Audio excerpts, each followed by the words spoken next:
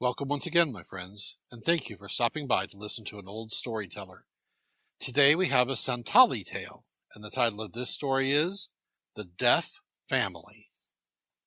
Formerly, Santals were very stupid and much afraid of Hindus, and once a Santal was plowing at a place where two roads met, and a Hindu came along and asked him in Hindi where the two roads went to.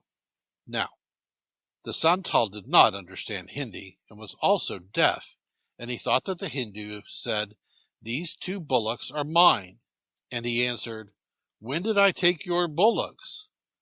The Hindu sat down and repeated his question, but the Santal did not understand and continued to assert that the bullocks were his and were named Rice Eater and Jaituki, and had formed part of his wife's dowry.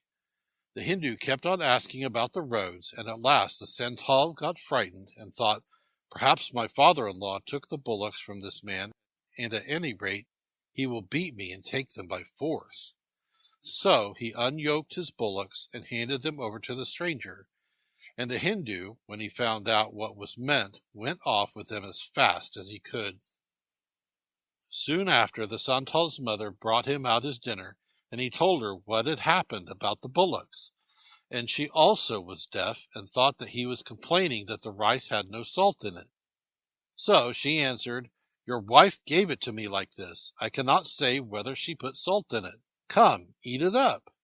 And after he had eaten his dinner, the old woman took the dishes home, and she found her husband cutting out a rice pounder.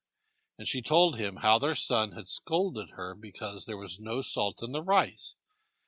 And the husband was also deaf, and he thought that she wanted to know what he was making, and he answered her crossly, "It may be a rice pounder, and it may be a rice mortar."